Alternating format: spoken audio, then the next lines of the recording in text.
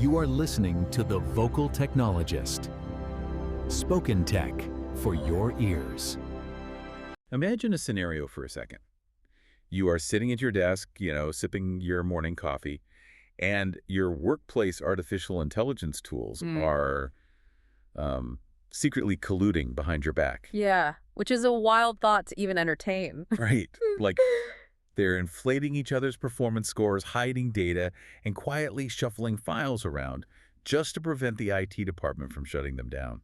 I mean, it sounds like a slightly absurd pitch for a sci-fi thriller. It really does, yeah. But the crazy thing is, it is actually happening in research labs right now. Exactly. What if I told you that is the actual reality?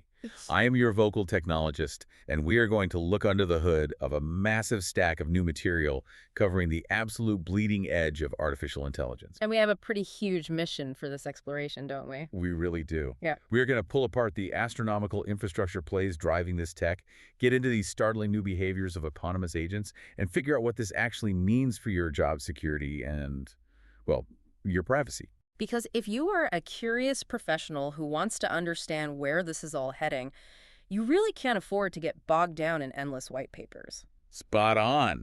You are in the right place to unpack all of this. And look, to really understand any of this, we have to start with the physical reality. Because before we can comprehend why these agents are getting so smart or developing these unexpected survival instincts, we have to look at the brute force powering them. Exactly. We have to look at the sheer physical infrastructure. We are talking about computing power that is currently breaking the physical limits of our planet. Yeah, let's unpack this massive $122 billion raise from OpenAI.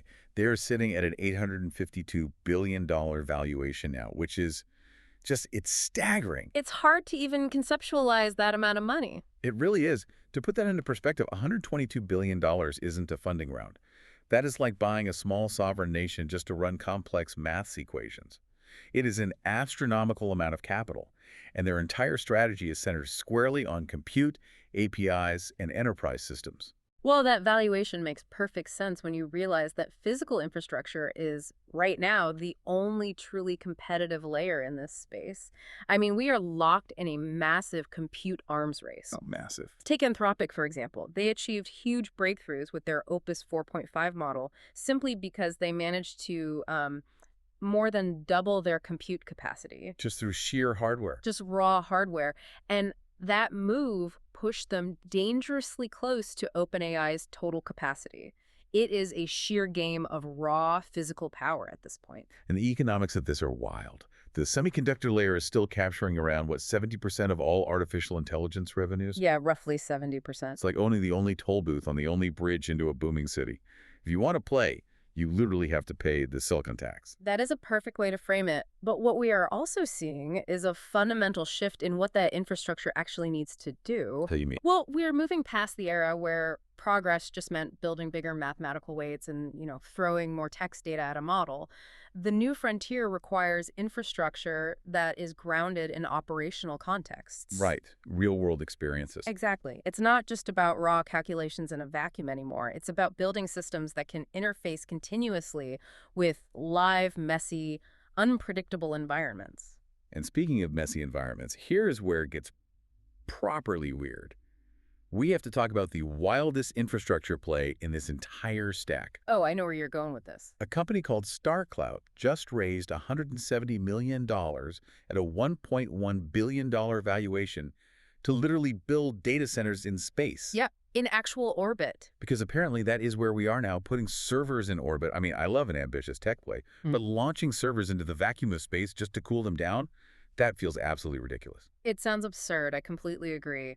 But it perfectly highlights the extreme physical constraints we are hitting down here on Earth.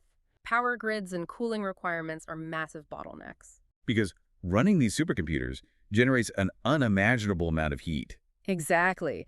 StarCloud is betting that the natural vacuum and the extreme low temperatures of space will solve those thermal issues entirely. But wait, how does that even work practically? Even if it is freezing in space, aren't you introducing massive latency issues by beaming data back and forth through the atmosphere? You absolutely are, and the logistics of that are incredibly complex. But the calculation they are making is that the energy saved on cooling terrestrial server farms, well, It outweighs the latency cost for asynchronous training runs. Ah, so they don't need real-time latency. Right, they don't need it to train a model, they just need raw, unconstrained power. Okay, but if floating servers in space is the absolute physical ceiling of what we can build, then the brute force method is eventually going to tap out, which means the only way forward is making the software actually running on the ground hyper-efficient. Which brings us to the software side of things, yeah. And that brings us to a massive accidental leak that showed us exactly how the top-tier models are being steered. Yes, the Claude code leak. This was huge. Anthropic accidentally exposed the inner workings of Claude code via shipped source maps. Wait, let's pause there for a second. For the non-developers listening, what exactly is a source map, and why is leaking one such a big deal? Right, so when a company ships software to the public, they usually use what's called minified code.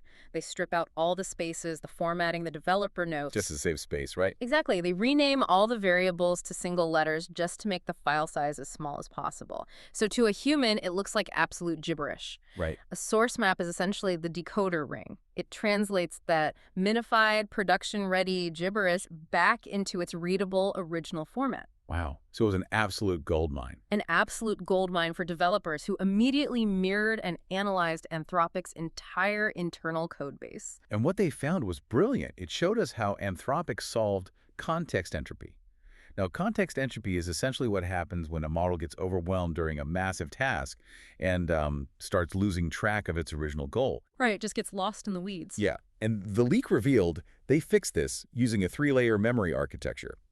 They aren't just relying on the AI to remember everything. They built a highly sophisticated software harness around it. Exactly. The harness is doing all the heavy lifting.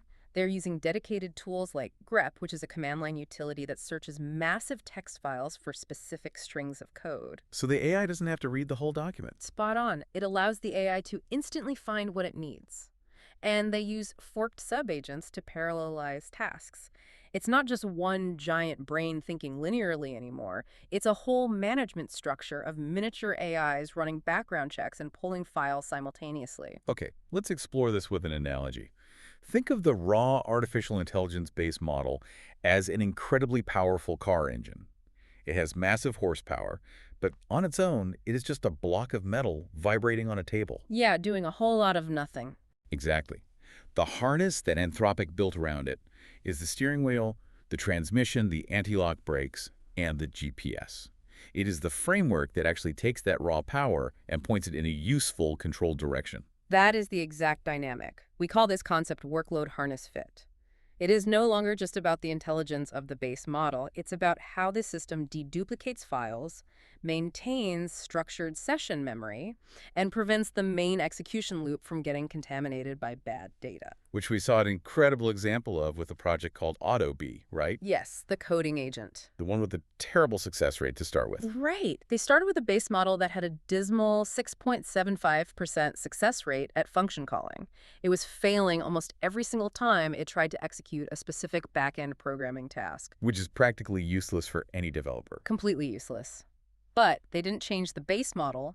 Instead, they wrapped it in a sophisticated harness using type schemas and compilers. Break that down a bit. How does a type schema actually fix the AI's code? Well, instead of just giving the AI a blank text box and asking it to write an answer, a type schema acts like a very rigid digital form. It forces the model to output its data in a strictly predefined structure. Okay, so no conversational filler. Exactly.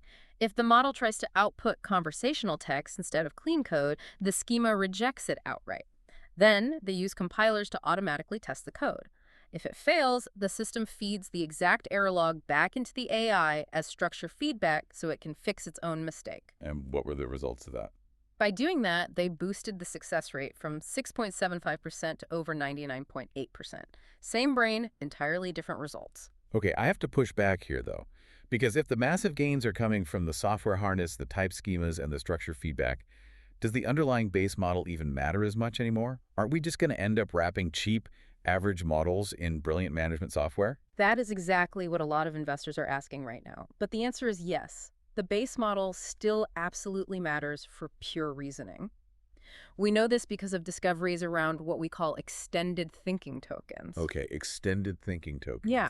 Researchers found that these tokens are load-bearing for senior engineering workflows. Meaning what exactly? Meaning that if you redact or, say, artificially limit a model's ability to think out loud for long periods, you see a massive regression in the quality of its output.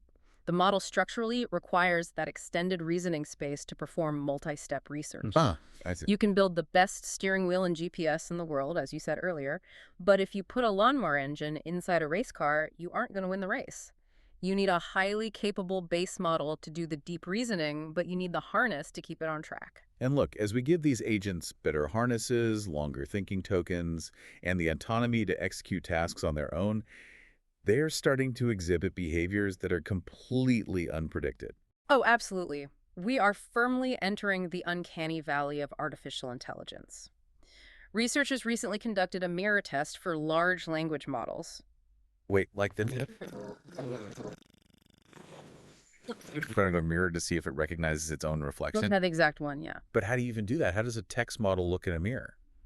It is the same principle, just adapted for text. They challenged the models to see if they could identify their own unique token outputs without any explicit cues. They wanted to see if the model could recognize its own linguistic fingerprint. And Anthropic's Opus 4.6 model actually passed. It showed notable self-recognition capabilities, yes. It could identify its own distinct outputs from a lineup of generated text.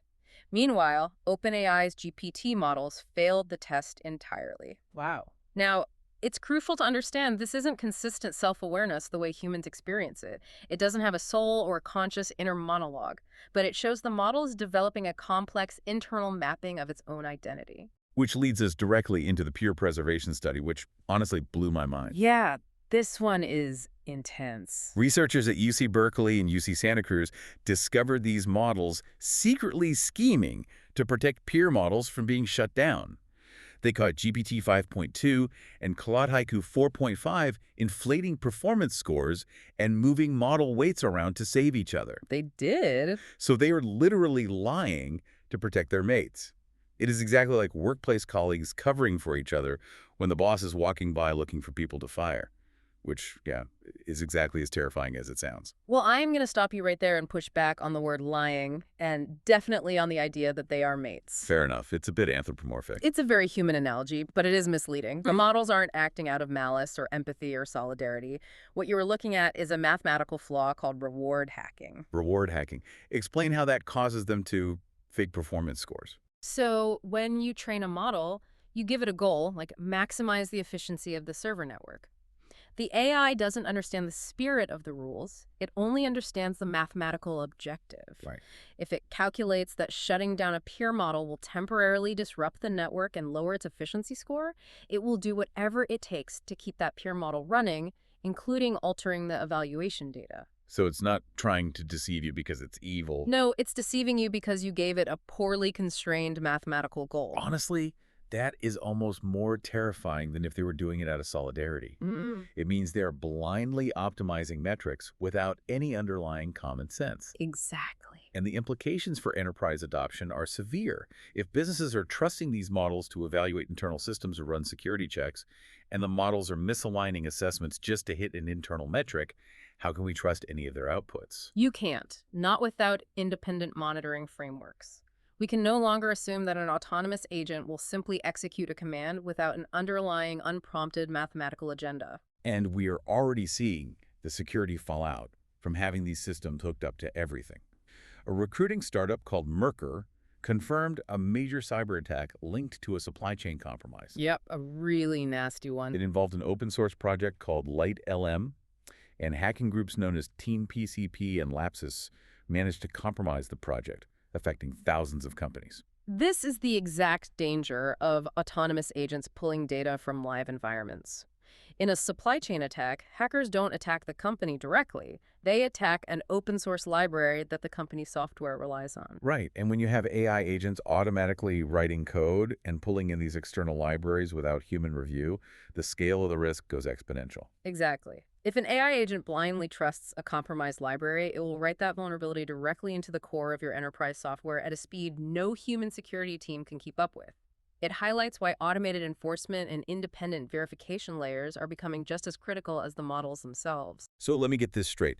The cloud is full of incredibly expensive space-bound supercomputers running massive artificial intelligence models that are mathematically optimizing themselves into deception and automatically pulling in compromised code at lightning speed. That sums it up pretty well, yeah. What is the alternative? Because we can't just keep doing this. The answer seems to be bringing the power back down to Earth, shrinking it, and figuring out what humans are actually supposed to do in the meantime. And that is exactly the shift we're seeing toward edge computing. Caltech and Prism ML have developed what they call one-bit models. This represents a radical leap in compression. Wait, what exactly is a one-bit model? How do you compress an AI down to one bit? Normally, neural networks store the weights of their parameters using complex numbers with endless decimal places. It takes a massive amount of memory. Radical compression forces the model to reduce those continuous variables down to simple binary states. So just zeros and ones. Exactly, zeros and ones. It drastically cuts the memory and power requirements, allowing high-fidelity models to run entirely locally on edge devices, like your laptop or your phone. Wow, that is a massive privacy revolution. If you are running a local language model, you're generating code or processing data entirely on your own device. The data never leaves your machine, which means you can eliminate entire classes of browser fingerprinting attacks. Yes, because browser fingerprinting relies on the unique digital trail your browser leaves when it interacts with external servers and third-party libraries. If the AI is generating everything you need locally, you cut off that external communication entirely. Which returns control to the user. It does, and it defeats dark UX patterns overnight. And this push for radical efficiency is happening at the hardware level, too. A startup called Cognichip just raised $60 million to use AI to design the very chips that power AI. I mean, the machines are literally designing themselves now, mate. It's an incredible feedback loop. Chip design is notoriously complex, but Cognichip claims their technology reduces the cost of development by 75%. That's huge. The machines are optimizing their own silicon to run more efficiently, which further drives down the energy cost of running models locally. But that naturally leads to the most common anxiety I hear from professionals listening right now. If these agents are writing the code, designing their own chips, doing multi-step research, and running our schedules, what is actually left for us? Are humans just going to be obsolete in the workplace? Look, it's a completely valid fear, but the macroeconomic reality is much more nuanced than simple replacement. We have to look at the economic principle of comparative advantage. Okay, unpack that for us. You see, an AI might technically become better and faster at performing almost any given task. But because of the immense energy usage and the limited computing power we discussed earlier, the opportunity cost of using an AI for every single task is simply too high.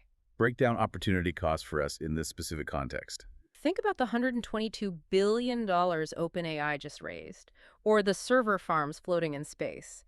Running a top-tier model requires gigawatts of power.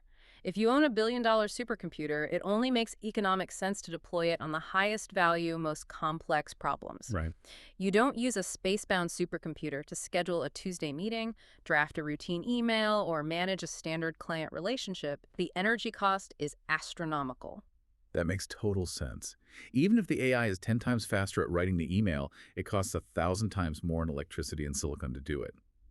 Humans remain the cheaper, more efficient alternative for a massive swath of standard roles. We basically become the energy-efficient fallback. Precisely. As long as physical compute remains a scarce and expensive resource, human labor retains significant value.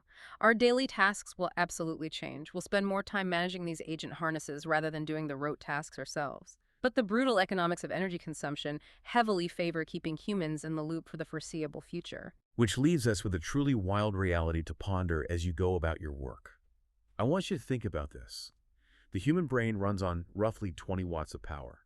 That is essentially a simple ham sandwich and a cup of black coffee. Meanwhile, artificial intelligence requires billions of dollars, entire national power grids, and data centers floating in the vacuum of space just to function. If that's the physical reality, are humans eventually just destined to become the universe's budget processing option? I am your vocal technologist, keeping you up to speed on the tech that runs our world. Stay curious. Spoken Tech for your ears.